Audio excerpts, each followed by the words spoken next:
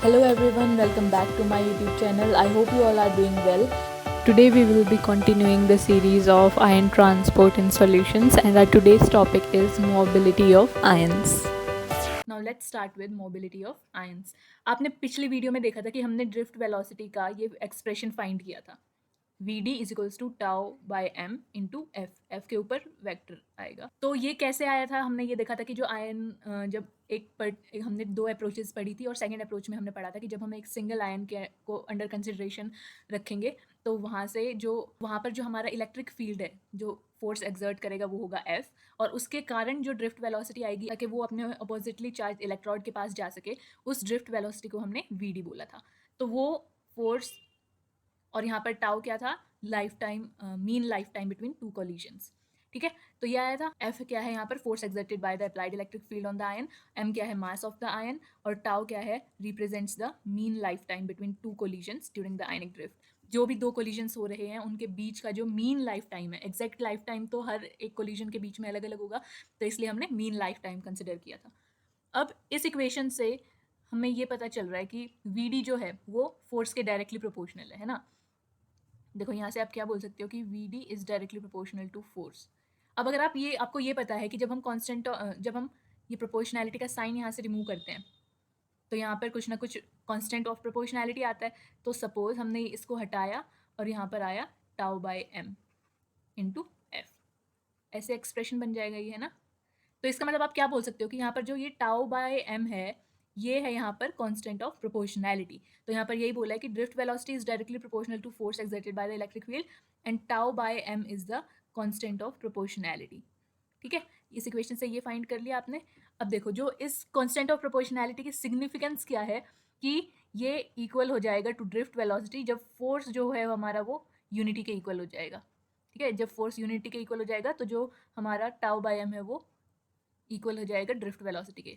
देखो ये था एक्सप्रेशन. अब इसको सपोज हमने 1 मान लिया, यूनिटी बोला है हमने, तो यहाँ पर क्या होगा कि जो Vd है वो equals to tau by M आ जाएगा. यही तो होगा ना.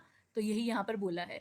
तो टाउ बाय एम जो ये है ना, इसको हमने जब ये Vd के इक्वल हो गया और जब फोर्स यूनिटी हो गया, तो ये हमने बोला है कि यहाँ से हम इसका मोबिलिटी नेचर फाइंड कर सकते हैं. तो ये बोला है यहाँ पर कि represents the mobility nature of the ion considered. अब देखो, The constant of proportionality in equation 1 represents the absolute mobility. तो जो ये constant of proportionality है tau by m, ये absolute mobility को show कर रहा है यहाँ पे. ठीक है, absolute mobility के equal हो गया. और अगर आप equation 1 से देखो, यहाँ पर tau by m की वैल्यू फाइंड करोगे तो क्या आ जाएगा, Vd by f. यही तो आएगी ना tau by m की वैल्यू, अगर आप इस इक्वेशन से फाइंड करोगे. तो इसीलिए हमने यहाँ पर म्यू एब्सोल्यूट लिखा, जो कि हमारी एब्सोल्यूट मोबिलिटी है, जो कि इक्वल है कांस्टेंट ऑफ प्रोपोर्शनैलिटी के.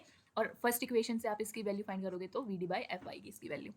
अब यूनिट क्या है, देखो यूनिट आप इसकी यहाँ से फाइंड कर सकते. देखो वेलोसिटी की क्या यूनिट होती है, सेंटीमीटर पर सेकेंड, यही होती है. और फोर्स की ऐसा यूनिट क्या होती है, डायन. तो यहाँ से आप इसकी यूनिट निकालोगे तो क्या आएगी, सेंटीमीटर पर सेकेंड पर डायन. ठीक है, ये यूनिट आ गई एब्सोल्यूट मोबिलिटी की. अब नेक्स्ट देखो, जो फंक्शनल इलेक्ट्रिक फोर्स है वो है electric force per unit charge.